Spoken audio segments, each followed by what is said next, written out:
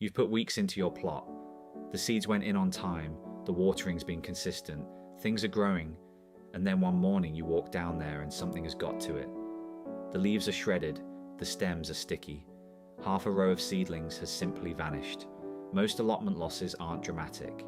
They happen quietly, a little at a time, while you're not looking.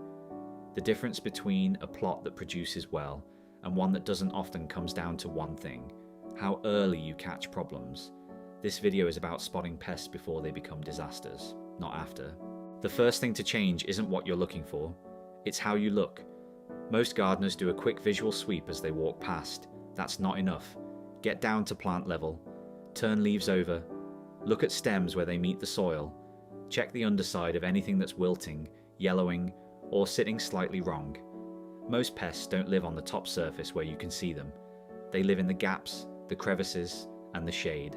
Set aside 10 minutes once a week to do nothing but look closely at your plants. Not watering, not weeding, not clearing, just looking. You'll be surprised what you find. Let's start with the most common culprit on any UK allotment: slugs and snails. They're out at night and in wet weather, which is exactly why most people miss them. By the time you're on site the next morning, they've gone back into hiding, and all you're left with is the damage. What you're looking for: irregular holes in leaves, a slimy silvery trail on the soil or on plant surfaces, and seedlings that seem to disappear overnight, often right at soil level, as if something cut through the stem cleanly. Check under boards, under pots, under anything lying flat on the soil. That's where they shelter during the day. Early morning or just after dark, with a torch, is when you'll find them in the act. Aphids, greenfly and blackfly, work differently. They colonize fast, and a small cluster can become a serious infestation within a week or two in warm weather. Look for dense clusters of tiny insects on soft new growth, usually at the tips of shoots. Blackfly are visible on broad beans from spring. Greenfly tend to go for roses, salad leaves, and brassicas.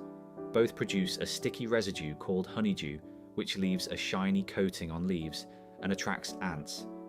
If you see ants running up your plants in lines, look closer. They're often farming aphids.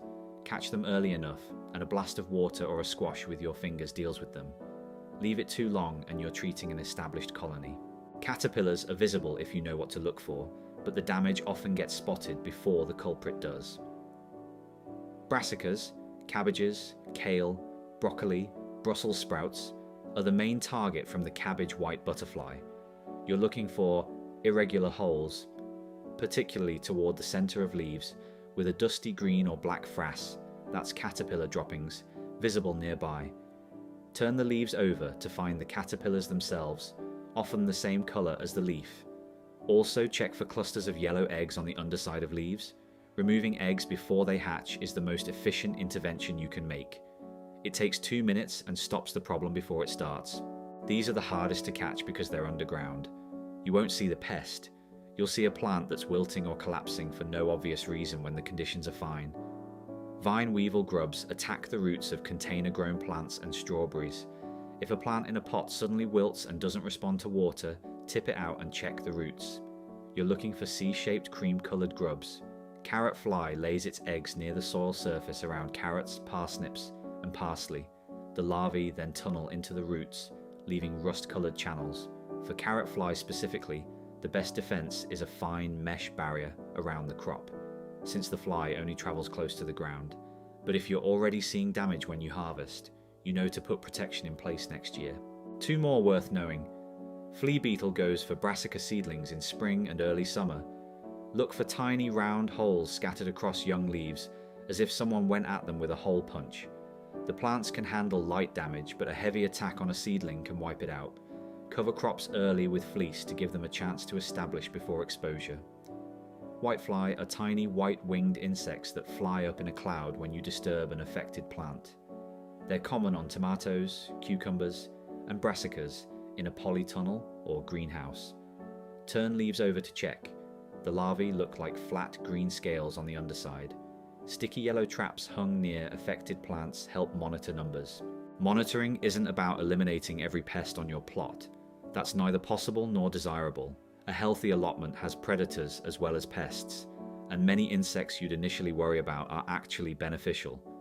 What you're doing is keeping a running picture of what's normal for your plot at this time of year, so that when something shifts, you notice it quickly.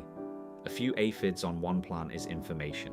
100 plants covered in aphids is a problem. The difference is a week's worth of attention. Keep a simple note on your phone: what you saw, what plant, what date. It doesn't need to be elaborate. Over a season, you'll start to see patterns. Which plants are most at risk, at what time of year, and you'll catch the same problems earlier the following season. Quick recap. Slow down and look properly. Turn leaves over, check stems, get low. Know your most common culprits: slugs and snails at night, aphid clusters on new growth, caterpillar eggs on brassica leaves, wilting plants that might have root damage, flea beetle holes on seedlings, whitefly under leaves in sheltered growing. Act early, not late. A problem caught in the first week is a 5-minute job. The same problem caught a month later is a lost crop. Have you had a pest take out something you were looking forward to harvesting this year? Tell me in the comments. I'd like to know what's causing the most damage on plots right now. And if this was useful, subscribe. There's more coming on soil health, crop rotation, and what to actually do when things go wrong on the plot.